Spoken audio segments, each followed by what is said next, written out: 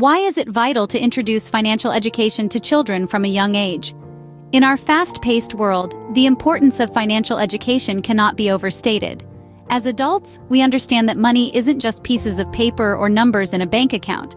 It's a tool that, when used wisely, can provide security, open doors, and even turn dreams into reality. But can you remember when you first learned this? Most likely it wasn't in a classroom. It was probably through trial and error, or if you were lucky, through guidance from someone older. Now, imagine if we could give our children a head start by teaching them these valuable lessons early on. Let's consider a simple story to illustrate this point. Picture a child receiving his first allowance. His eyes light up at the sight of those crisp bills, and his mind races with the endless possibilities of what he can buy. But what if, instead of rushing to the nearest toy store, he was taught to pause and consider his options? He could spend it all at once, sure, but he could also save some for a larger, more valuable toy later. Or he might choose to donate a portion to a cause he cares about, learning the joy of giving. Suddenly, this is not just about money anymore. It's about making informed decisions, understanding the value of resources, and learning to be self-reliant. This is why financial education for children is so crucial. It's not just about teaching them how to count coins or understand the concept of interest. It's about equipping them with the knowledge and skills they need to navigate life's financial challenges and opportunities. It's about preparing them for a future where they are in control of their financial destiny, rather than being controlled by it. So, as we see, financial education for children isn't just about numbers, it's about life skills. How can we break down the complex world of finance into digestible lessons for our children? Let's imagine a scenario. Picture two siblings, Sam and Alex, operating their very own lemonade stand. This simple summer pastime is about to become a classroom for some valuable financial lessons. Firstly, let's talk about earnings. Sam and Alex are not just sipping lemonade on a hot day, they are selling it to thirsty passers-by. Each cup sold represents money earned. It's their reward for their hard work and entrepreneurial spirit. They've learned that effort and creativity can lead to financial gain. But before the earnings, there's the spending. To make their lemonade, Sam and Alex had to buy lemons, sugar, and cups. These are their startup costs, the money they had to spend to get their business off the ground. They've learned that sometimes you need to spend money to make money. Now, let's move on to savings. At the end of the day, Sam and Alex count their earnings. They're excited by their profits, but they're wise beyond their years. They understand that they need to save some of their earnings for tomorrow's lemonade stand. They could buy more lemons, maybe even a fancy new sign, or save for a rainy day when the lemonade business might be slow. They've learned the importance of saving for future needs and goals. Throughout this journey, Sam and Alex are learning some of the basic principles of finance. They're understanding that money is earned through effort, that spending is necessary to achieve earnings, and that saving is crucial for future success and stability.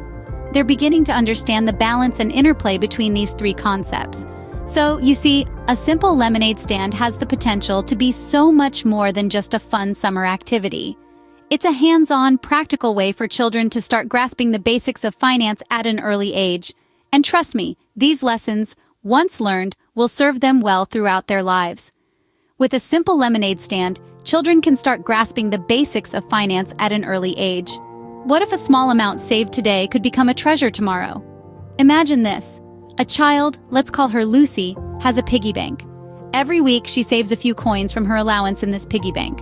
It's not a lot, just a few cents here and there. But Lucy is consistent. She's determined to see her piggy bank grow. Now imagine that Lucy's piggy bank is a little bit magical. You see, every month the piggy bank takes all the coins that Lucy has saved and it adds a few more. Just a small percentage. But it's as if the piggy bank itself is rewarding Lucy for her savings. This is not a fairy tale. It's the very real concept of compound interest. Here's how it works. Lucy puts money into her piggy bank, and over time her piggy bank gives her a little extra. This extra is a reward for her savings, and it's called interest. Now, the magic happens when this interest is left in the piggy bank. Because the next time the piggy bank gives out its rewards, it doesn't just consider the original coins Lucy put in. It also considers the interest that has been added. This means that the interest is earning interest, and that's compound interest. So even if Lucy only adds a small amount each week, her savings grow, And they don't just grow by the amount she adds, they grow by a little extra thanks to the interest. And over time, this growth can become quite significant. Let's say Lucy starts with saving 25 cents a week. After a year, she'd have saved $13. But with compound interest, she'd have a little more. And if she kept this up for 10 years, she'd have saved $130. But with compound interest, she might have $200 or more. That's the power of compound interest. It takes patience, it takes consistency, but it can turn a small amount saved today into a treasure tomorrow. And the best part? It doesn't require any extra work from Lucy. That's the magic of compound interest. It makes your money work for you. How can we teach children to differentiate between wants and needs? This is a question that often puzzles many of us. Let's dive into it by considering a familiar scenario. Imagine a child named Alex. Alex has been saving his allowance for weeks, and now he's at a crossroads. On one hand, Alex has been eyeing the super cool robot toy that he spotted in the store last week. It lights up, makes all sorts of noises, and can even do a little dance. He can't stop thinking about how much fun he'd have playing with it. On the other hand, Alex needs a new book for his school project. The book isn't as exciting as the robot toy, but it's necessary for him to complete his assignment and keep up with his classmates. This is a classic example of a want versus a need. The robot toy is something Alex wants. It's not essential, but it would bring him joy and entertainment. The school book, however, is something Alex needs. It's necessary for his education, and without it, he would fall behind in his studies. Here's where Alex has to make a smart decision. He can't have both the toy and the book. He has to choose. And this is where the understanding of wants and needs comes into play. If Alex understands that needs should always take precedence over wants, he would choose to buy the school book. This doesn't mean that Alex should never buy anything he wants. It's important for children to understand that it's okay to spend money on things they desire, as long as their needs are being met first. Alex can always save up his allowance again and buy the robot toy later, once his school book is taken care of. Teaching children to differentiate between wants and needs is a critical part of financial education. It helps them understand the importance of prioritizing and making informed decisions. It also sets the stage for responsible spending habits in the future. By understanding the difference between wants and needs, children can make more informed decisions about how they use their money. And that, my friends, is a vital step towards financial independence. How can we instill the value of generosity in our children's financial education? Let's embark on a little journey, a tale of two friends, Sarah and Emily. They were best friends, inseparable, sharing laughter and dreams. Sarah, a diligent saver, had a piggy bank brimming with coins, a testament to her understanding of earnings and savings. One day, Emily came to school upset.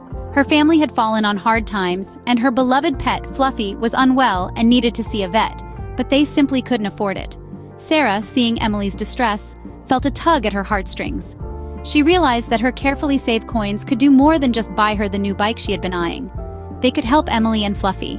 With a heart full of resolve, Sarah decided to use some of her savings to help Emily's family afford Fluffy's vet bills. The joy and relief in Emily's eyes when Sarah presented her with the money was worth far more than any material possessions Sarah could have bought. This story is a simple yet powerful example of the value of giving. It's crucial to teach our children that money isn't just about personal gain. It's also a means to help others, to spread kindness, and to make a positive impact on the world around us. Charitable giving is a significant part of a balanced financial lifestyle. It teaches empathy and social responsibility. It demonstrates that money isn't simply a tool for accumulating things, but a vehicle for positive change. Incorporating generosity into a child's financial education fosters a broader understanding of money's role. It helps them see money as a resource that can be used not just for personal needs and wants, but also to assist those in need.